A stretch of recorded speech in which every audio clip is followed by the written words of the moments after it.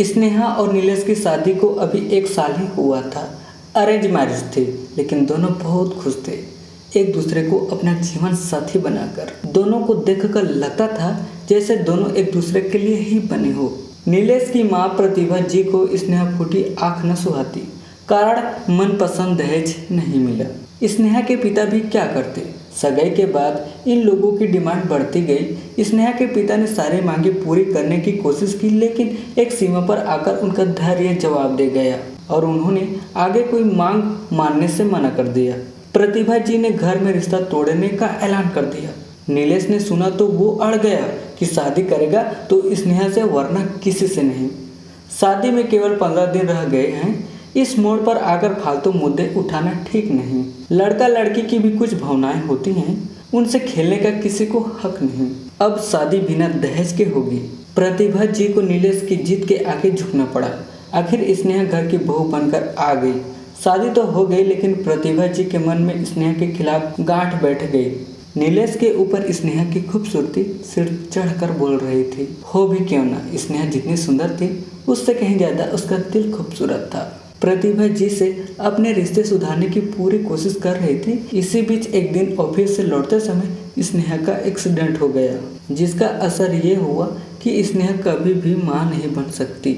अब तो प्रतिभा जी ने घर में हंगामा खड़ा कर दिया। मेरे बेटे का अंश कैसे आएगा, उसका वंश कैसे चलेगा, मैं पोते का मुंह कभी नहीं देख पाऊंगी।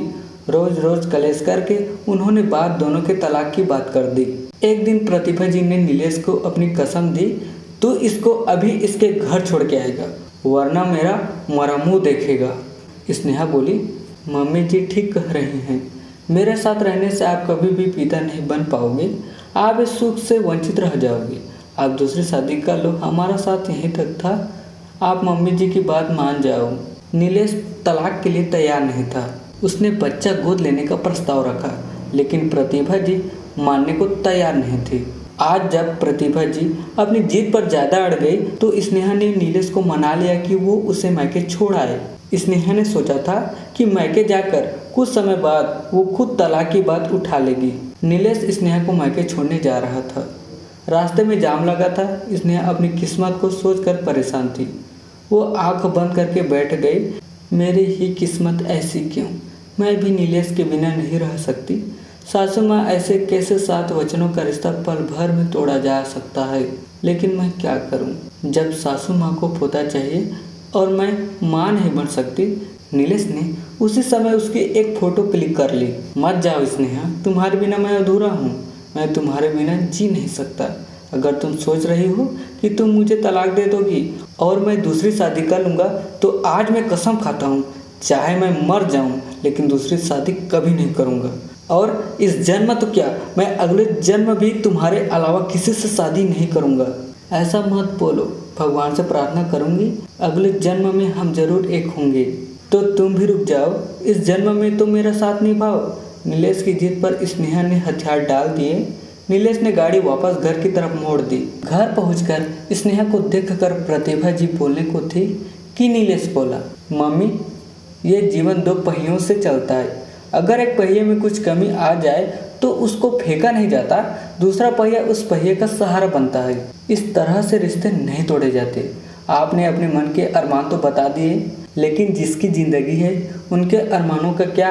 अगर घर में 2 सदस्यों की आपस में नहीं बनती तो उनमें से एक को घर से निकाल देना उसका समाधान नहीं।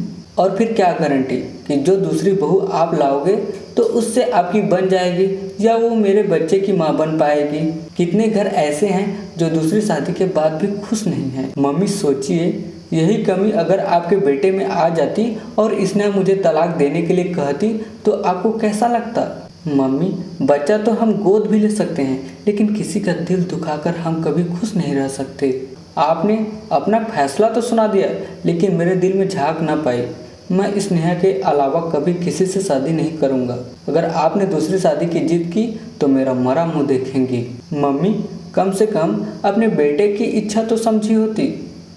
रही आपकी कसम की बात, मैं स्नेहा को लेकर इस घर से बहुत दूर जा रहा हूँ। स्नेहा इस घर में कभी नहीं आएगी।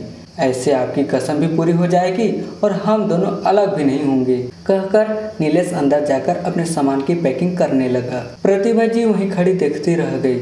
अब उनके पास कहने को कुछ नहीं था, क्योंकि अपनी कसम देकर वो कुछ कहने का रास्ता पहले ही बंद कर चुकी थी। अब तो बस वो उन दोनों को जाते हुए देख रही थी। अब चाहे वो स्नेहा को बुरा भला कहे कि उसने उनका बेटा छीन लिया, चाहे अपनी गलती पर पछताए, अब कोई फायदा नहीं।